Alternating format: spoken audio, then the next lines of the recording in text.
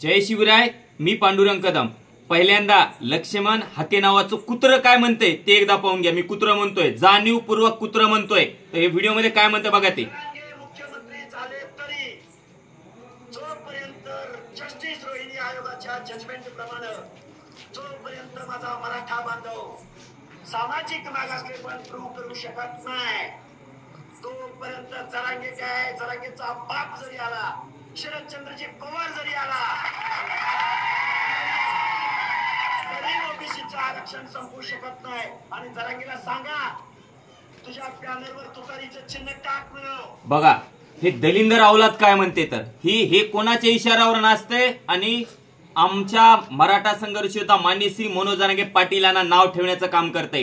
तर त्याला open challenge आहे. ह्या कोणाला, लक्ष्मण हाके, तुला सांगू इच्छितो, तो बाप नाही, तो बाप म्हणजे देवेंद्र फडणवीस. ते जरी आला तर आता मराठ्यांना ओबीसी मधून आरक्षण घेण्यासाठी कोणीच रोखू शकत नाही. तू तर रोखू शकत नाही लक्ष्या, परंतु तो बाप देवेंद्र फडणवीस जरी या ठिकाणी मराठ्यांच्या आडवा आला तर ते सुद्धा मराठ्यांना ओबीसी मधून आरक्षण घेण्यासाठी रोखू शकत नाही. तू पडलास ना, पाहिलंच तुला किती मतदान पडतंय. तू कुत्रेस, तुला मतदान किती. आमच्याकडे कृष्णा पवार नावाचा व्यक्ती आहे, फक्त मराठा समाजाचा होता, मराठा समाजाचा सेवक होता म्हणून त्याला लोकसभेला 10,000 मतदान पडलं.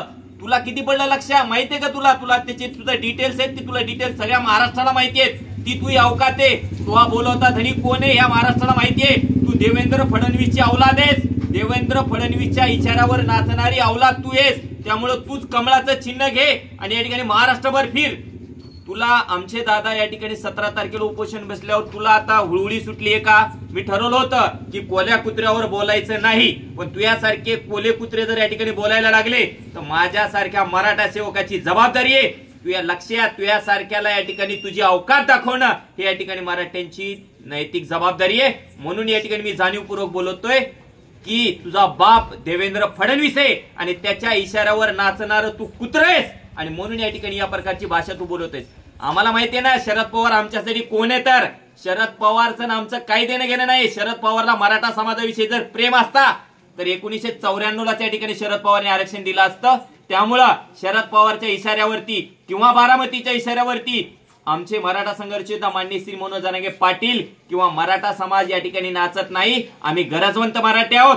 त्यांच्या हक्क आणि अधिकारासाठी या ठिकाणी आम्ही लढत आहोत. पण तुझ्यासारख्या ज्याचं काही गरज सुद्धा नसताना मचमच करतोय, पण तू मराठ्यांना ओबीसी मधून या ठिकाणी आरक्षण भेटायची वेळ आली, पण तुझ्यासारखे कोले कुत्रे या ठिकाणी इथं आम्हाला व्यत्यय आणण्याचा प्रयत्न करतायत. परंतु तुला आणि तुझे जे कोणी मालक आहेत त्या मालकाला सुद्धा या ठिकाणी आमचं सांगणं आहे, तुझ्यासारख्या कोल्या कुत्र्याने आम्हाला काहीच फरक पडत नाही. तुला किती ताणायची तर तू ताणून घे, आम्हाला काहीच फरक पडत नाही. आम्ही मराठे शेवटच्या श्वासापर्यंत मराठा आरक्षणाचा लढा या ठिकाणी लढत राहू आणि या ठिकाणी आम्हाला न्याय भेटल्याशिवाय आम्ही या ठिकाणी 100% मागे हटणार नाही.